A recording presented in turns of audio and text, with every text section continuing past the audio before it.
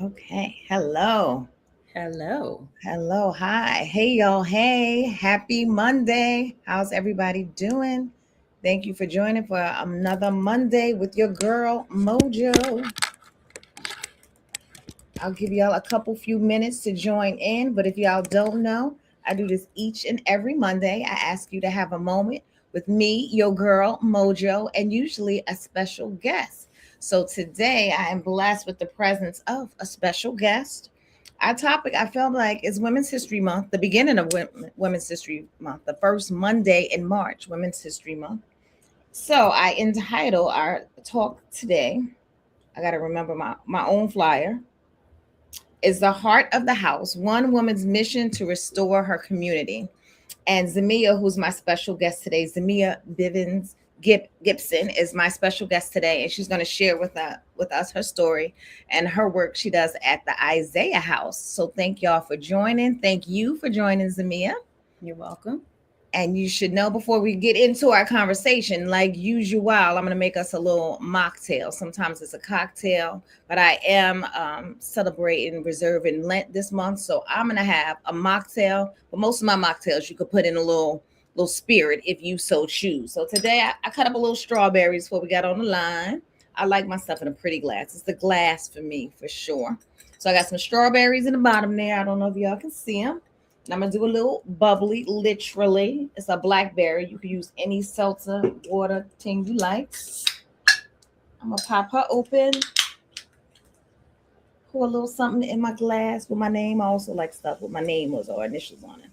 So I didn't disappoint today. And I'm gonna do a little splash of cranberry juice. Last week I did a little cherry juice, sour cherry. Today I'm gonna do a little cranberry cocktail. Now, really, if I'm being fully transparent on Daniel's plan, which is what I'm doing during Lent, I'm not supposed to have any sugar, but we do what we can. So there you go. My mocktail today is cranberry bubbles with little strawberries floating around. So cheers, y'all. Happy Monday. I hope everybody's week, everybody's March is off to a good start. We didn't have any snow, and they were saying a few days ago it was going to be a Monday with snow. So I will drink to that. You sipping on anything over there, Z? I feel badly now because yours is a mocktail. Mine is Listen, it's not a not mocktail. usual. This is the unusual thing, but you know. And I'm going to sip it slowly because I want to be able to still be able to speak clearly. So I'll just take a sip here and there. But cheers. Cheers. Cheers, cheers. What's your drink of choice today? This is Blanco tequila with Ooh, muddled lime. I usually ooh, have a splash of club soda, but I didn't want to open a whole can of club soda that to part. Mess up waste the bubbles. my one drink. So, but I put it on the rocks, so it's nice and cold and chilled. So, Cheers. I like a good tequila. That's one of my favorites. yeah.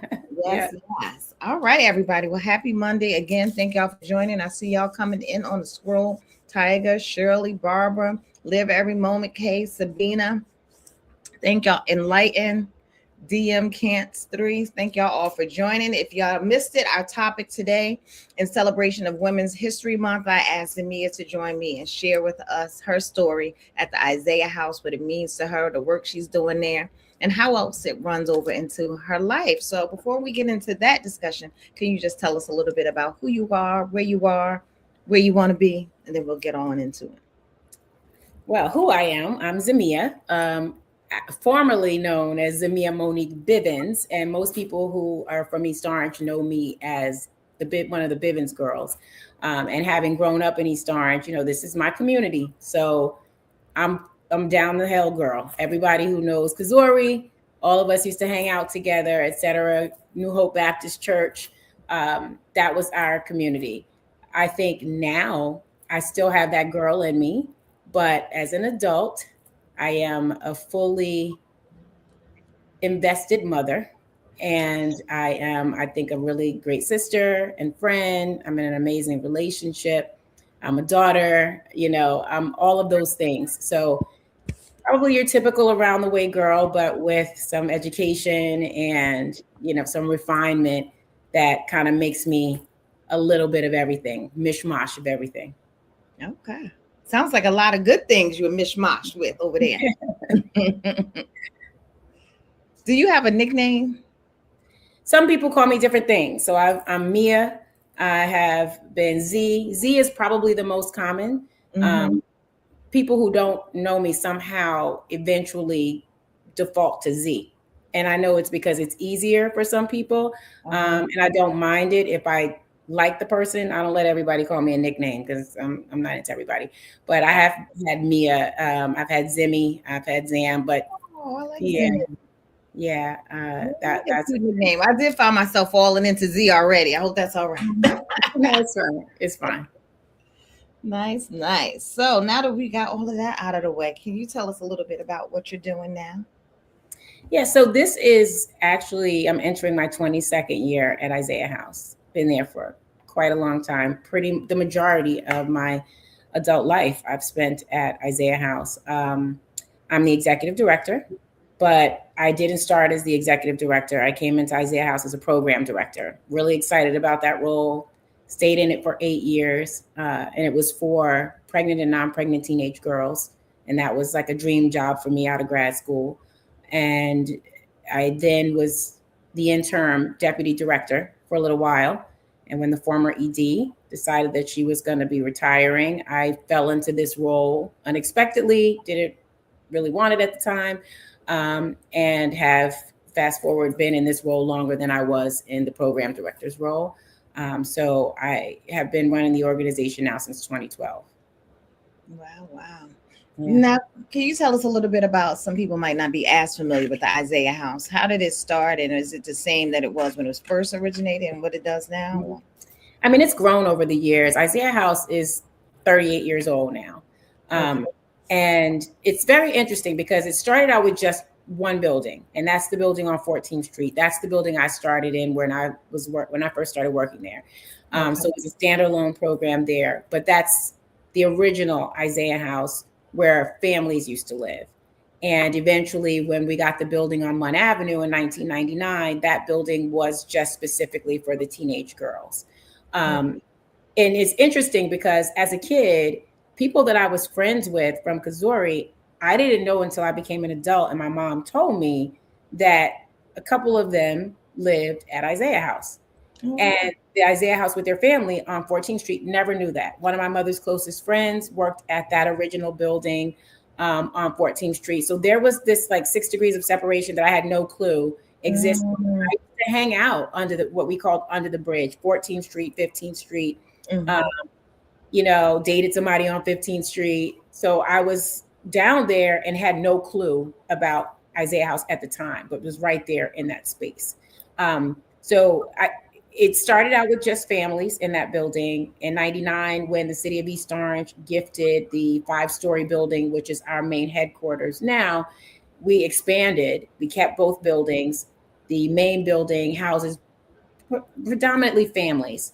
But we do have some single women as well because we have a program for single women with HIV. That's the only single persons program that we have. Oh, we also have single women in our reentry program, which is one of our newer programs. It's about 3 years old. So there's multiple programs in the main building that serve families and single individuals. We have a daycare in the main building.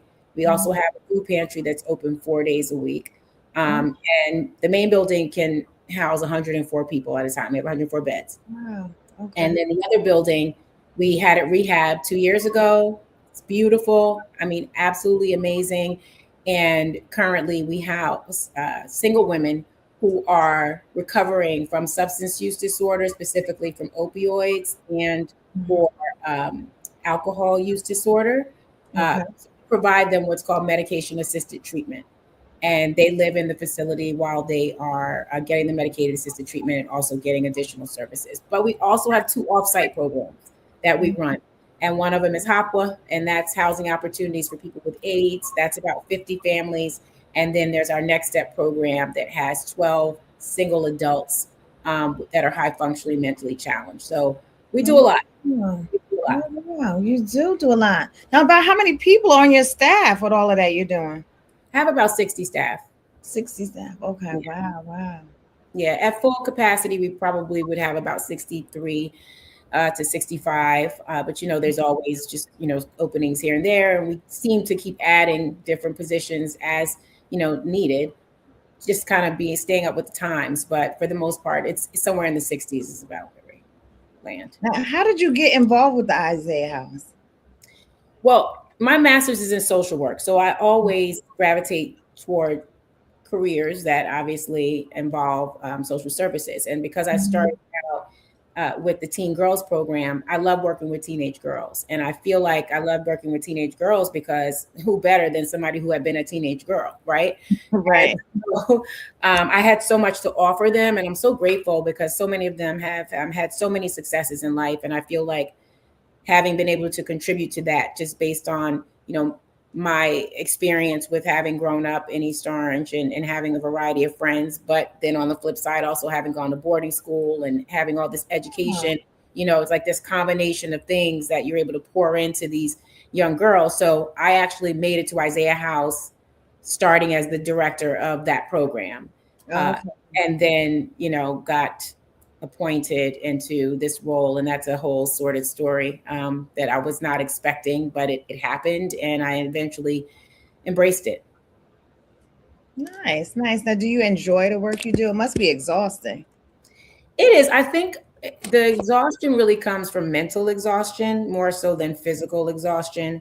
Okay. Um, And yes, it is, but it's equally as rewarding.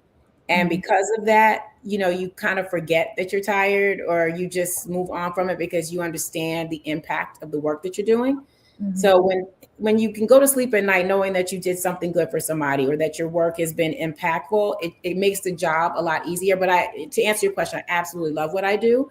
I Mhm. love it because I can see it's very tangible the impact that we're able to have in the community and on people's lives, especially when they come back and let you know. Yes, yes. Now, is it open like 24 hours since you said you have families there? It must be 24 hours, I imagine.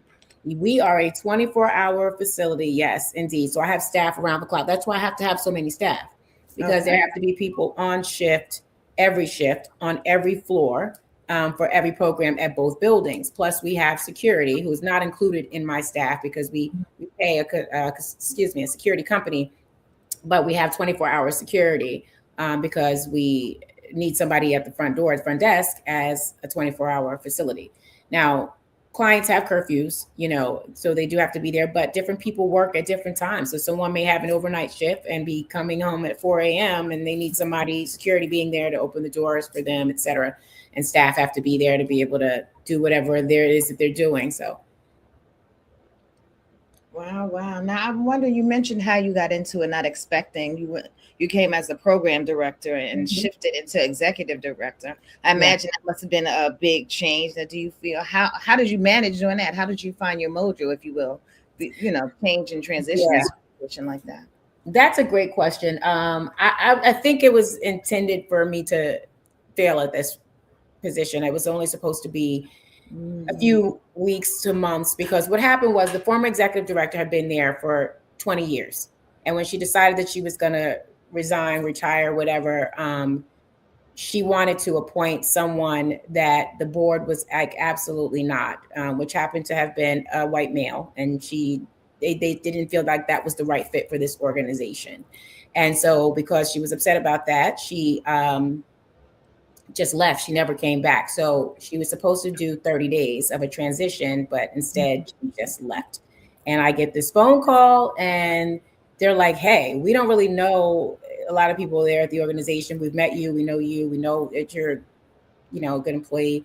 Basically, you're it. And I'm like, no, no, no, no, no. I'm running a whole other I building. It's over there. This is over here. Like my people, I have 20 staff at this building. And, but I said, I'll do it temporarily. I'll just kind of hold the fort down because I still had to run my program and my staff at 14th Street while trying to manage at Munn Avenue. But the gag on Munn Avenue is that those were my peers and now they have to answer to me. And so that was a challenging Mhm. transition. And there was definitely some come to Jesus moments where we needed to kind of all get on the same accord or it just would not have worked itself out. But after 6 months of doing the role, actually doing dual roles, I realized that the job I had been doing, I could do in my sleep. I was so good at it. I had been doing it. I had revamped that program. I just made it successful. And there was really no place else to go, no growth, no further growth. You can continue to see successes with the young girls, but it was going to be the same thing. And when I got thrust into this role, I had never written a grant before. Mm-hmm. ED did all the grants, and we had multi-million-dollar grants. I have grants currently that are $800,000, $700,000 grants, $400,000 grants, and this is what I came into. And I literally one day sat down in the office, this big office, and I just sat in the chair. And I want you to have this imagery. You know how you see a little girl, tiny little girl, and she puts on her mom's shoes, and so she's got those big shoes, and she's trying to walk in them. That's how it felt. I just looked around that office like, okay, you got to figure it out. So it was just a lot of long nights in the office. It was me going almost every file in all the file cabinets, trying to just read stuff and learn stuff, going to any and every meeting that was out there that were, with either partners or with, organizations, just so that I could just understand the language of this role, and reading every grant that she had written so that I could understand how the grant should be. And it was, there was a learning curve. And she wasn't dialing in, like, can I help you? She was just like, oh, as a matter of fact, she came back one day to get her rug that she had for the office. And I said to her, hey, listen, I've never done a budget before. It'd be helpful if you could at least just share with me how you did the budget. And she goes, oh, it's just like doing any other household budget. And I said, well, my household budget's never been $4 million, because at the time that's what the budget was. And I said, but okay, got it. Thank you. Right, left it at that. I'm not going to ask twice. And I know who I come from and what I come from. And I figured I'd figure it out, or I would find someone. I have sorors, I have friends, I have a lot of people who are educated. I knew that if I needed to call on someone like, hey, sit down and show me how to do a damn budget, I could do that.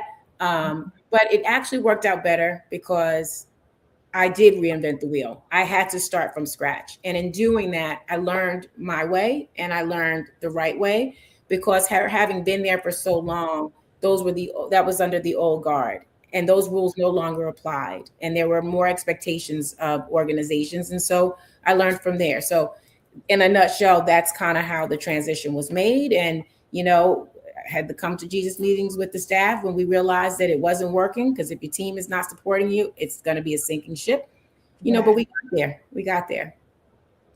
And how did you manage that? A ship that didn't necessarily receive you with open arms.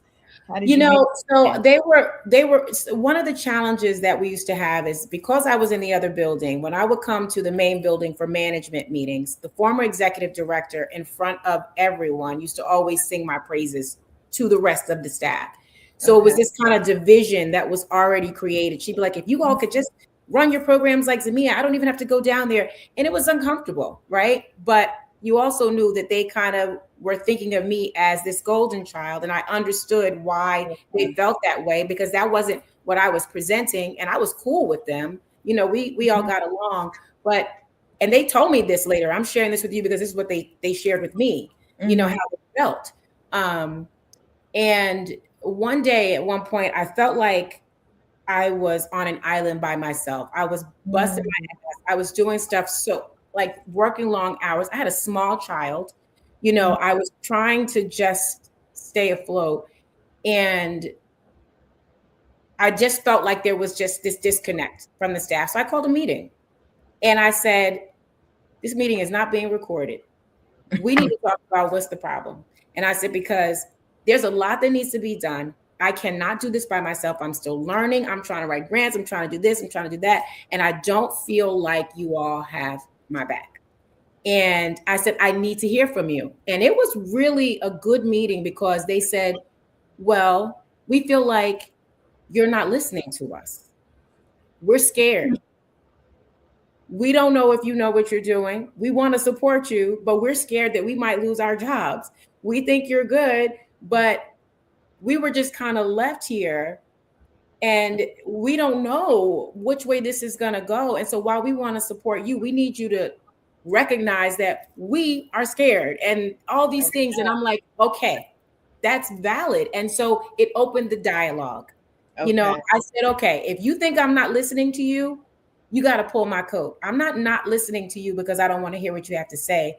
I may just be trying to think, how do I keep these doors open? Who Mhm. do I need to call for this? How do I, make this? I don't want to be a part of having shut down an institution in East Orange that has been beneficial to that town and this municipality for all these decades, and imagine me coming in and being the reason that it doesn't continue. Right, you right, know right. my mind was focused. I said, we got to make this happen and we got to do it, but I heard them.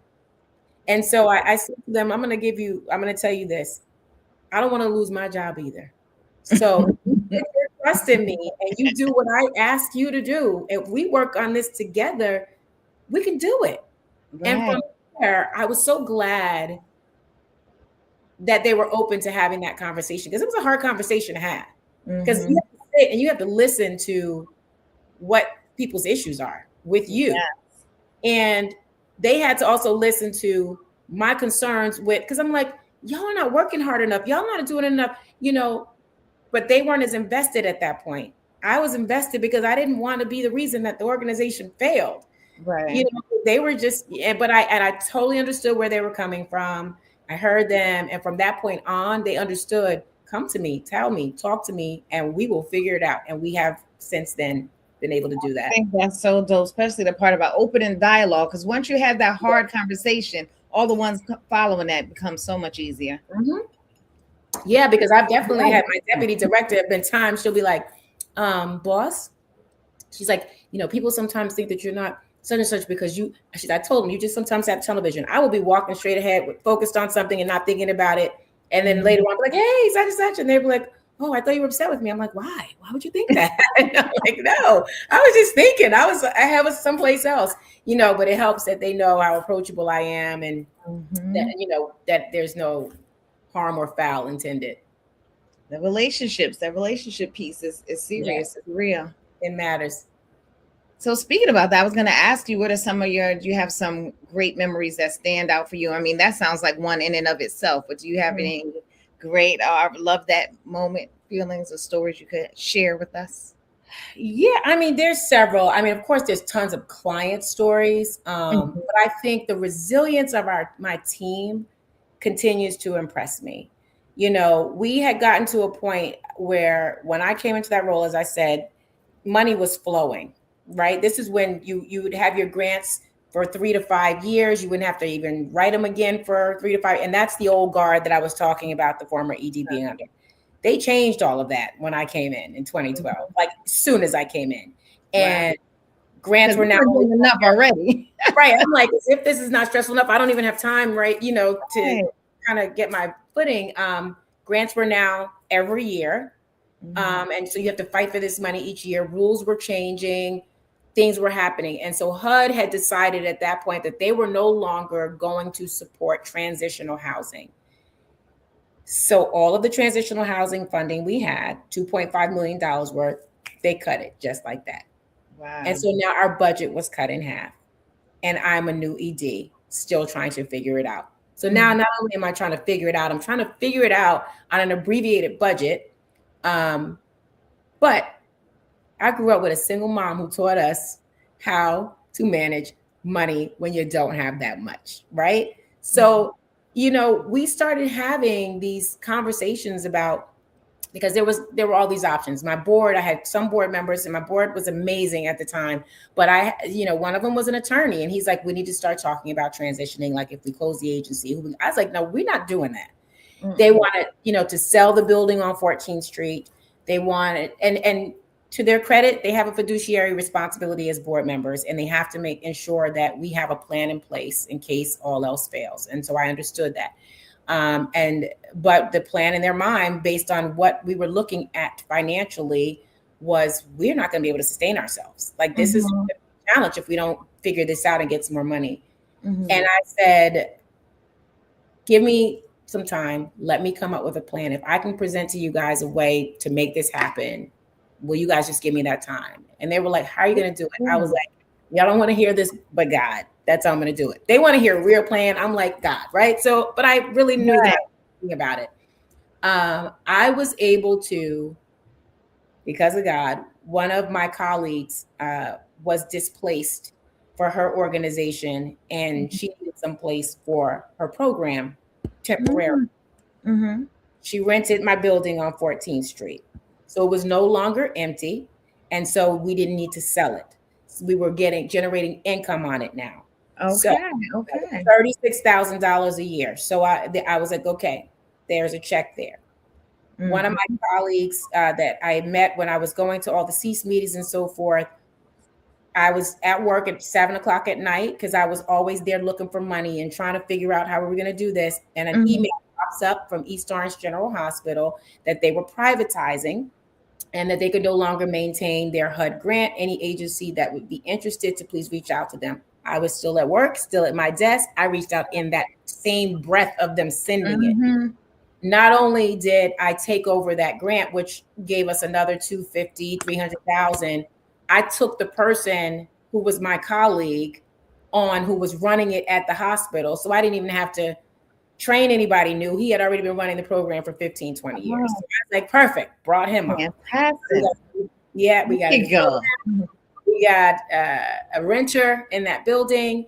And then I talked to my team and I said, listen, unless we lay people off, we're not going to be able to make the budget. But Mm-hmm. let's talk about what we can do. My deputy director and my HR director, we had these different meetings and we thought about it, and we were able to come up with a solution where we didn't have to lay anybody off. Everybody took one furlough day a month, all the managers. And people started getting happy with their furlough day because they weren't getting paid for it, but they looked forward to that day off and they were planning things.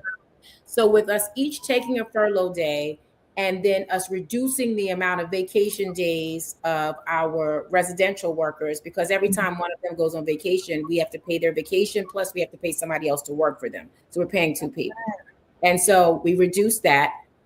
Ultimately, we were able to make it so that no one got laid off, and it definitely reduced our budget. So I just started doing all these things, and my board was like, okay, like they started to see, I'm like, I'm telling you, we just need time. I'm like, this is like a startup technically, because we just got this budget cut completely. I'm just getting in here still green. We're figuring it out. And, so us being able to come up with that solution to not lay anybody off and to do the furloughs and then building and all these things that just started falling in place, I was just like, okay, you know what? I think I can really get creative and always find a way. And that's why I'm like, when we've been down and we've gotten back. And we're in a much better place now. But I feel like having been down was necessary for us to be able to appreciate where we are now. You hear people say that all the time, but when you live it, when it happens in front of your face, wow. Oh, yeah. Mm-hmm. Wow. Oh, I have one more good one. Oh, please share. 2 years ago, it was suggested to me that I go for this big grant that Mackenzie Scott Bezos was doing. It was 1 in a million because it was for the entire country. And we were like, you know what? You got to be in it to win it. So we were like, okay, I'm going to make an effort. Myself and one of my board members, we were writing this grant and we said, we'll just go through the first phase and see what happens. We send it in and they said this, congratulations, you're getting to the next step. And so now we were like, oh, we made it to the next step. We're all excited. Mm-hmm. Then after we get to the next step, they're like, here's what you need to do for your application. We submit the application and they're like, here's the score for your application. Now you're going to the new step, which is that you're going to, it's going to be reviewed by your peers. And you also have to review your peers. And these are peers from around the country. Okay. So everybody's looking at your application. They're putting comments and feedback and I'm reading them and I'm like, whoa, they see us, like real stuff. And I remember one of the things that I was so proud of is when they asked about the top people in your organization, everybody was putting all these people with letters behind their name. And I put my position, I put a residential worker on there. I put a case manager and a program director because I needed them to understand that at every level of our organization, it matters.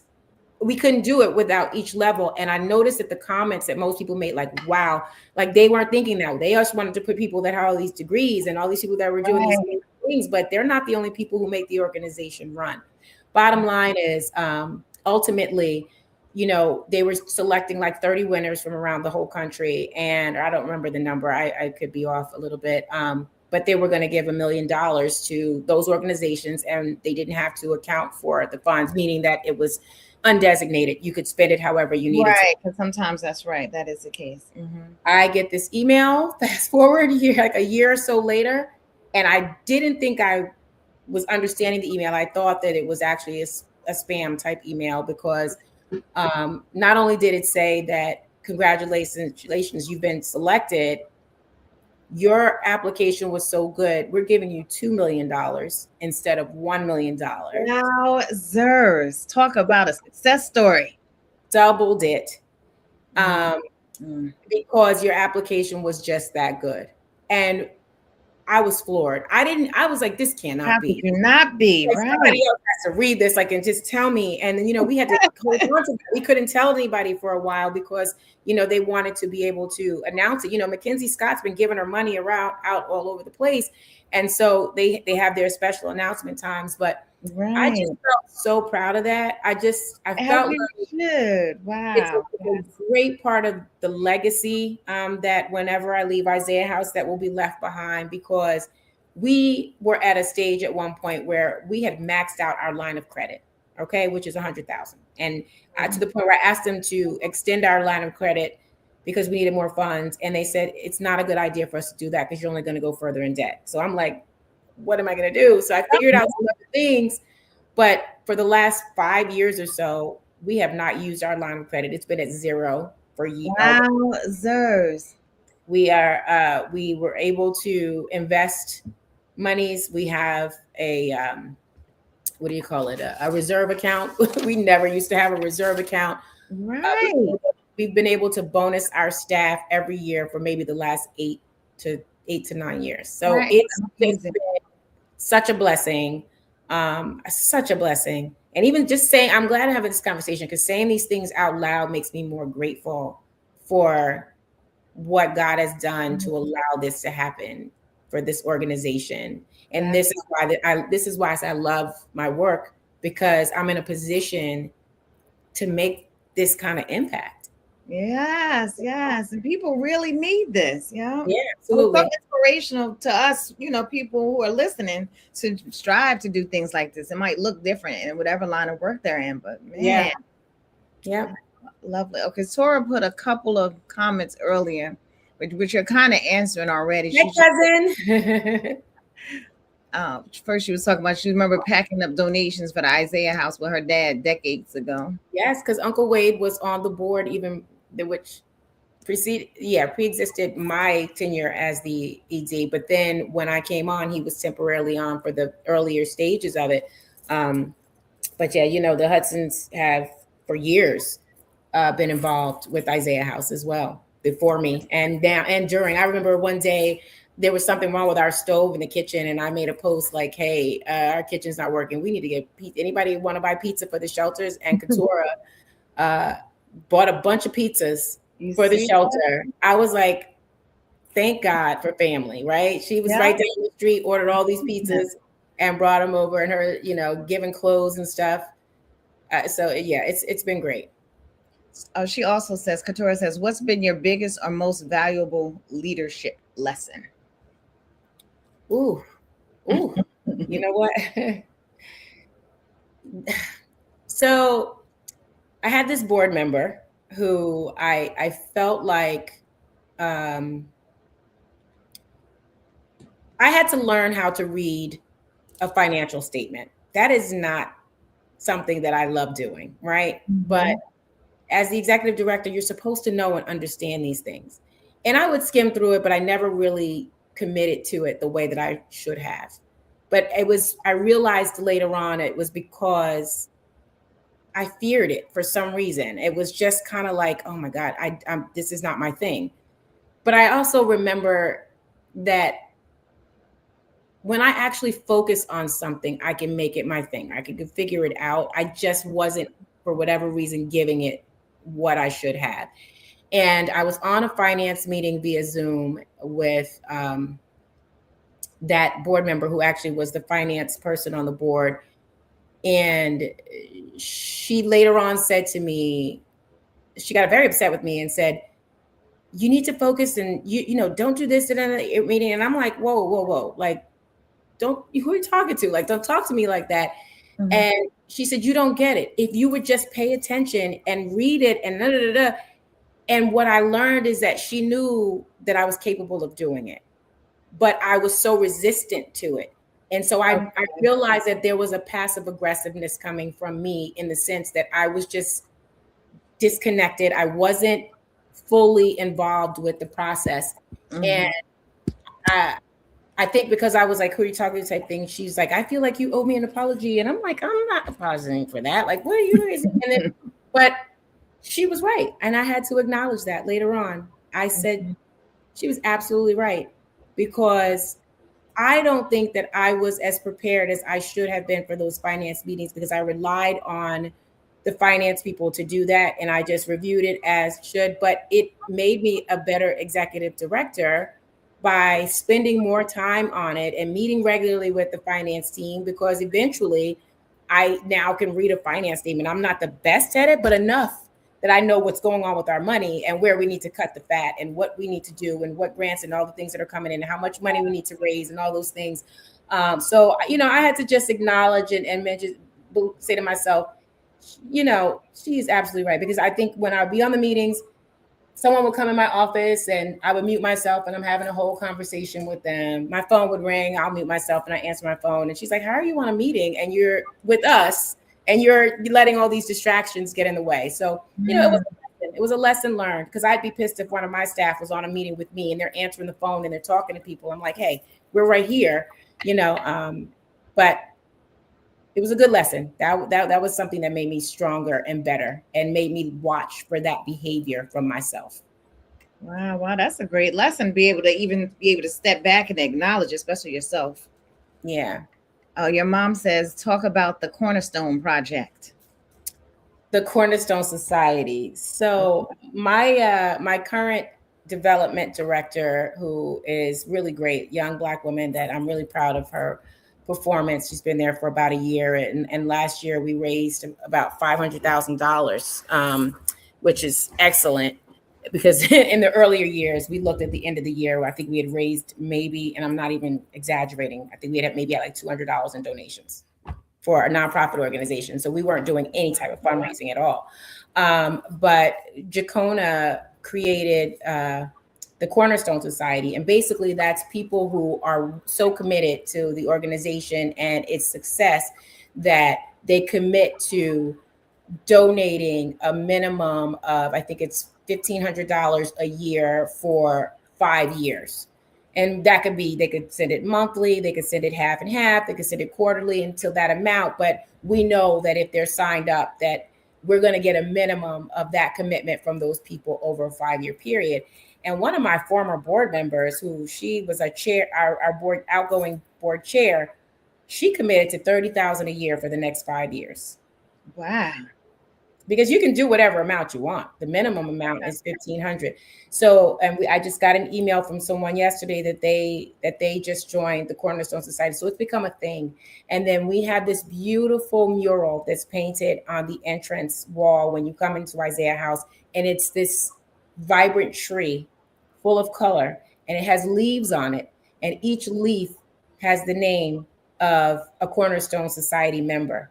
And as we get more members, all the leaves will be filled up with those people's names on it. But it is an amazing way to make sure that an organization like Isaiah House sustains itself over the years, because each year that a new person does it, it staggers over. So, they overlap. Somebody starts this year, someone starts next year, somebody, so we continuously for 5 years from that point of time. So I was going to ask you, how do the people rotate in?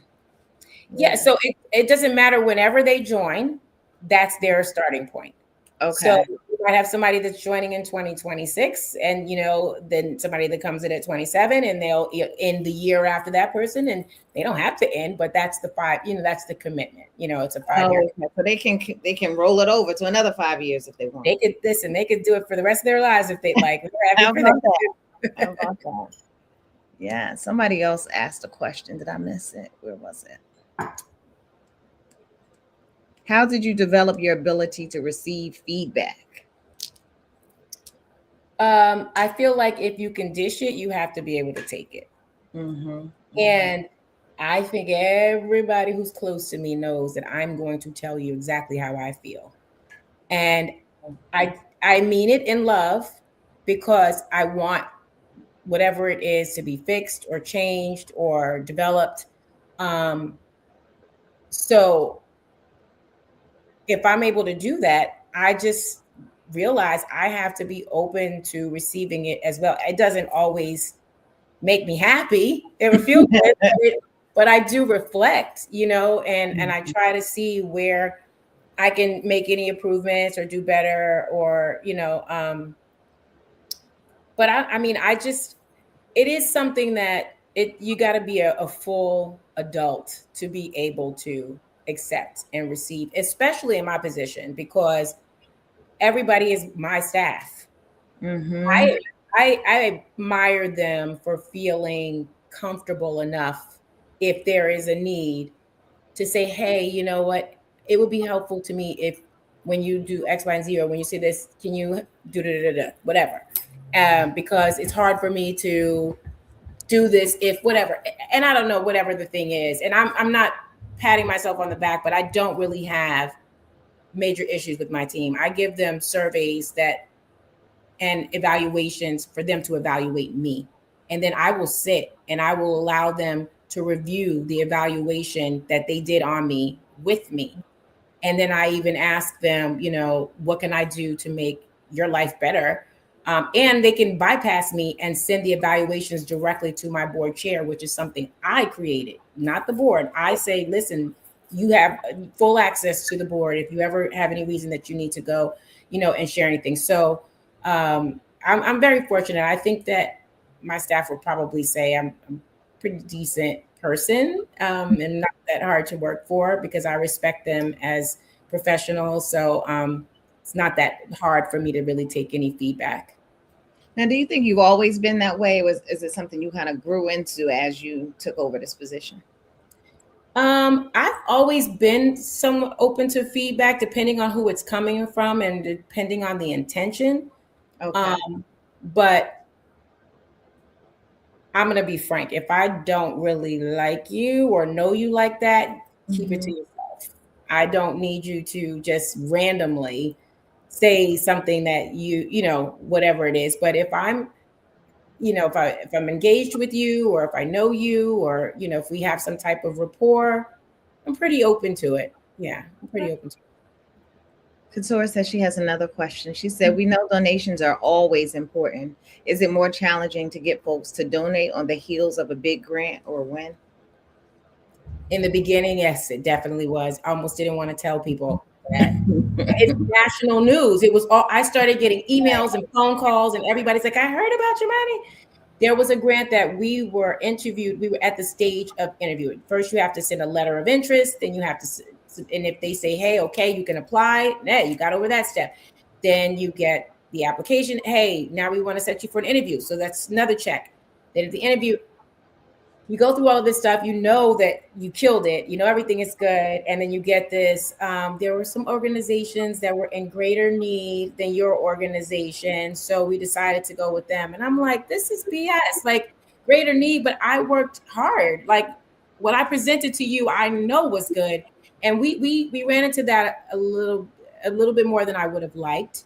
But uh I made it very clear to people that $2 million for an organization like ours, while we're blessed to have it, anybody that's in corporate or that understands what business is like knows that $2 million for us could go in like 6 months of payrolls or 8 months of payroll. You know what I'm saying? So, we're grateful, very grateful to have it. But I think that people need to, like, it's like they want us to just spend it all because we have it and not have anything left for a rainy day, which wouldn't even make any sense. So, you have to try to explain that to people. And I think that I've gotten savvier.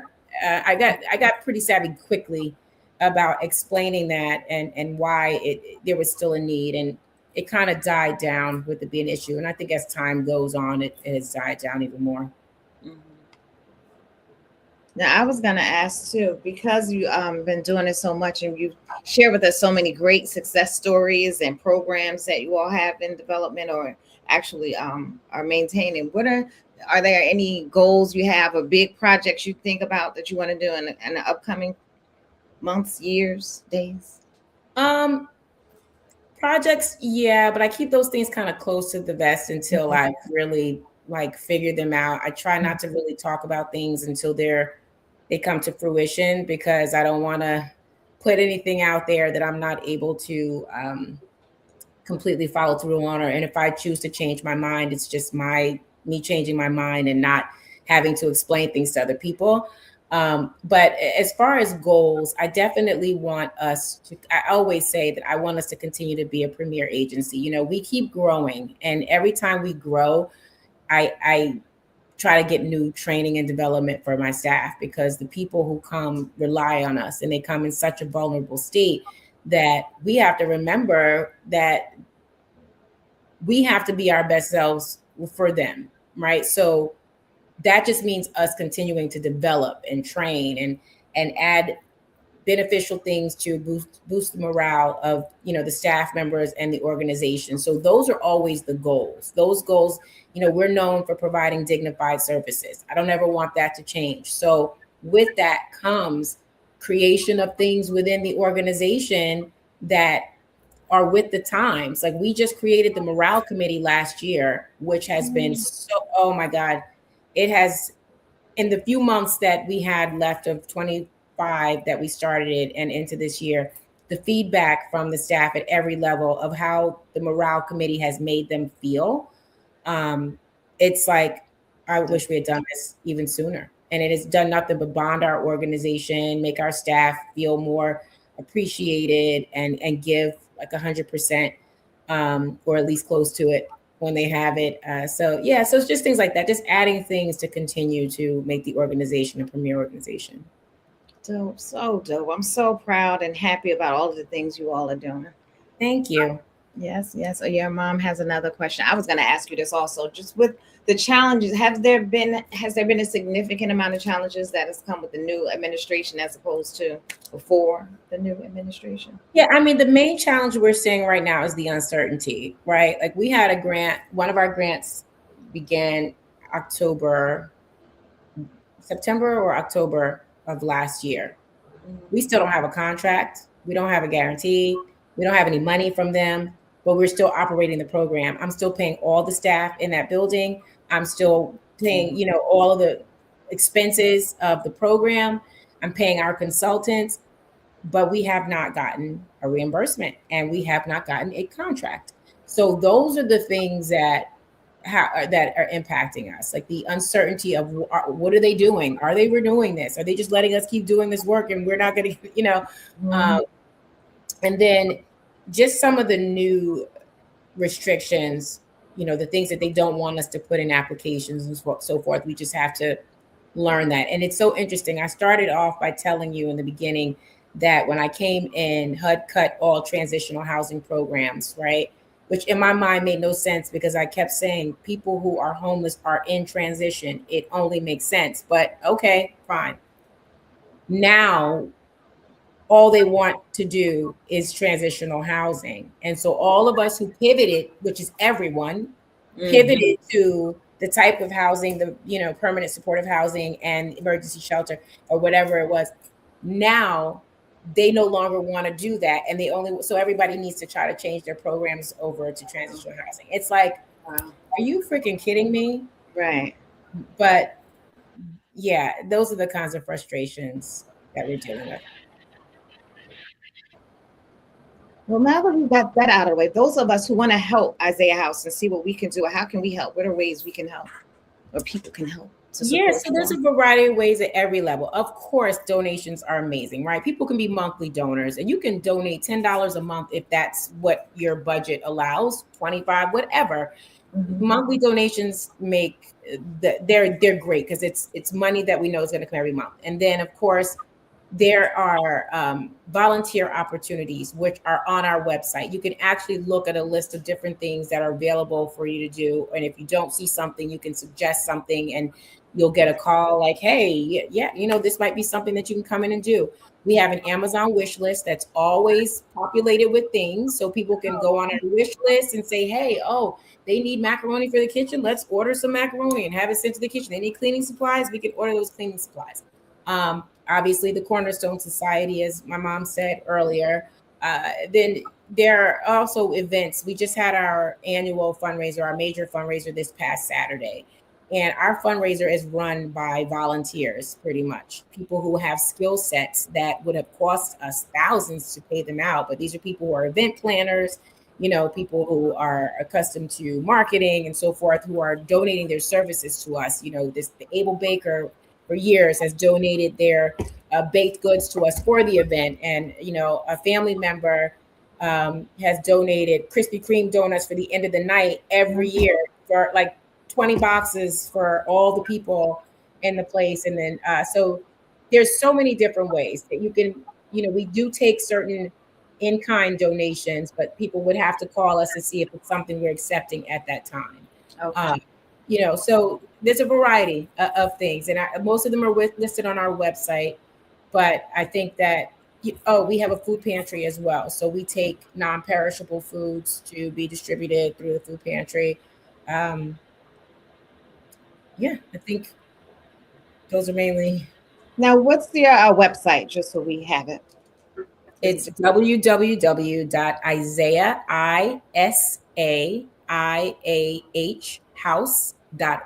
So it's double H's back to back. All right.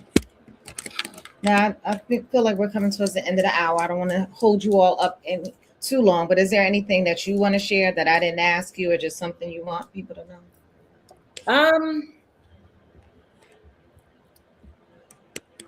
I think that one of the questions that you had originally sent to me was about like advice I would give to any woman that wants to be in this same field.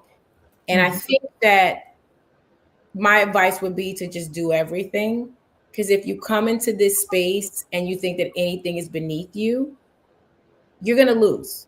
And you're going to lose because you're going to miss out on learning, and you're going to miss out on understanding every level. And people look for leaders who understand the big picture and not just their little bit of a bubble. So just step outside of those degrees and remember that you could just participate in every part of it, because staff will respect you for it. Everyone will respect you for it. And you will learn and understand from other people's perspective what it's like to do what they do or to be in their shoes. And that way, it just makes you a greater leader. But other than that, I just thank the community for supporting Isaiah House for so long and ask that they continue to do that, because but for an organization like Isaiah House, there would be a lot of people who are not only homeless, but would be without that care and support that they need. And New Jersey has a homelessness problem, by the way. Just keep in mind that Essex County alone has about 42,000 homeless people. Wow. Right. And it's an issue throughout our state. In order to be able to afford a 2-bedroom fair market rent, you need to be making $39.99 an hour. And we know most of our people make minimum wage. So they're not even making enough to sustain themselves. There were so many people who were homeless. 60% of the homeless population last year were homeless for the first time. So that means that there's an increase in homelessness in our state. And if we don't, as a community, at least take care of our own, the problem is only going to continue to compound, because New Jersey is short 290,000 affordable housing opportunities, meaning that there's not enough units available there's no place for them to go. No place for them to go. So they end up staying in our shelters longer than they're supposed to be there. And they exceed the time frames, and they also exceed the funds that are available. So we always have these clients that are there that no funding source is covering them. So when people make donations to us, they're covering bed nights for people that are living there, eating every day. We have to have staff coverage for, and these, I'm talking about full families. We're not talking about 1 or 2 people. We're talking about full families, you know? So I Wow. just implore people, you know, take care of your community organizations and they'll take care of you. Wow, wow, wow. Then I was going to ask you something. I lost my train of thought while you're talking. How do people who are homeless apply? Is it an application they have to apply to stay in the Isaiah House? It's not an application, but usually most of the people are referred. Everybody knows about it. They can call 211. 211 provides information on resources to see, you know, what agencies they're eligible for. They get referred from 50 South Clinton. They get referred from City of Newark. They get referred from Ryan White's. It's all over the place. A lot of it is really word of mouth. DCP&P, the majority of our contracts refer the clients to us. How long can they stay once they're there? Does it just depend on their situation? Depends on the program. Like the maximum amount of time is 2 years, but that's based on a particular program, whatever program. We've had people there longer. And you know, that's the thing. People don't want to leave. They think like this is their apartment. We're like, no, because we really nice looking shelter. It's clean. Yeah. We don't have rodents, you know, they eat good food. We kind of spoil them. We got bright painting. It's a good place. You know, if I wouldn't be in it, I wouldn't ask them to be in it looking like, you know, if it was terrible. Right. So sometimes you got to push people out, but it varies the time frame. Some people are there just for a short time for emergency purposes, and some people need a little bit more time. Now, I imagine you must see some stories that just pull at your heartstrings. Right. How do you disengage or separate yourself from that when you go back home? You never really disengage. It's always in the back of your head. You just learn to offer some level of comfort or support so that you feel like you didn't just leave that person without any hope. But we can't fix everything, but to just be a little bit of light in their life for the moment that they need that light, that makes you able to continue to do it, because you know that, like, if somebody's coming to you and they're already just so broken and you just keep pounding and pounding on them, that's not helpful. You know, right. Give them a hug, tell them, you know, listen, I'll listen to you. Let's just sit with them for a little while, maybe not say anything at all, laugh with them, just engage. So it makes it easier to just kind of pull from those places. But I'm going to tell you, there have been some situations where there've been some rough ones. There've been some, definitely, especially like if somebody passes away. We've had a couple people pass away in our shelter. Wow. You know, and that's been rough. Wow. And I imagine your faith must help you be able to bear some of those difficult times as well. It definitely does. But I have a rule pretty much, like, I don't really talk about work outside of work like that. I try to avoid it as much as possible. Okay. When somebody with housework, I'm like, fine. And I might tell a little something here and there that might be somebody annoyed me with an email or something like that. But as far as like the meat of it, I try to avoid really talking too much. I was just at a holiday party, Christmas time, at my girlfriend's house, and this guy who's like in some finance or whatever, and he's like, my company, we could do all these things for your organization. And he kept asking me these questions. I was like, this is I don't want to talk about this. I really don't. Right. You know, I want you to feel like because his company can give us money that I should want to be engaged in this conversation. But I was like, sir, like, I'm like 3 drinks in, I'm having a good time. I really don't want to talk about this. Not what I'm here for. Right. No, not at all. Like, give me a break. This is a lot. What we do is overwhelming. You know, it's really overwhelming. And it's never like, it's all day. It's like this all the time. You never know what's coming your way, and all these requirements from all these different entities. You know, people don't understand, like, you know, if they're calling me in the daytime and I'm like, I can't take your call, I'm busy. Or I just don't want to talk to you right now because I'm trying to think, like, you know, that kind of stuff. You need that time too. Yep. Yeah, I close my door lunchtime. My staff knows my door closed. Don't bother me. Don't call me. Don't text me. Don't email me. Don't even call my phone. Mm-hmm. Give me my break. I need it. You do. I used to forget. Sometimes I get so busy executing that you forget you also need the time to think, because I can't execute what I didn't put some thought in to think through about what I'm gonna do next. So so true. All right, I said I was gonna let you go earlier, but one last question: who is Isaiah? Is Isaiah a person? It's the prophet Isaiah. It's from the prophet Isaiah. I'm so glad I asked you that. I never knew that. Yep. With Isaiah. Okay, there you go. What better way to end the conversation Yeah. than that? Well, Zamia, thank you so much for joining. You definitely dropped some gems on us today. I'm going to get to donating myself and see how I can Yeah. volunteer. Always have Thank that you. on my to-do list every year of how I can volunteer. So I thank you appreciate for sharing your that. story, your success stories, how you rose to the top. Especially, I think it was a great way to start off the month Yeah. celebrating or talking to a lovely young lady such as yourself. So thank Thank you you. so much. Yeah, thank you for having me and giving me the platform. I appreciate it. Yes, yes. I look forward to see what you're doing next. I'm gonna be watching. All right. Thank And you. everybody that's joined, thank y'all so much for asking questions, listening to the discussion. I'm sure I learned a lot. I didn't even know all of the things that Isaiah House does. But I also want to tell y'all next week I'll be joined by another phenomenal woman such as yourself. Her name is Shakasia Brown. She's going to share her story with us. She is a CEO and founder of an organization called the Samwa Foundation. It's the survivors of mothers with AIDS. So please join in on that conversation next Monday, 8 p.m. EST. Be your girl and another mocktail up until April. Thanks, everybody. Have a good night. Have a good week. Take care. Good night. Good night.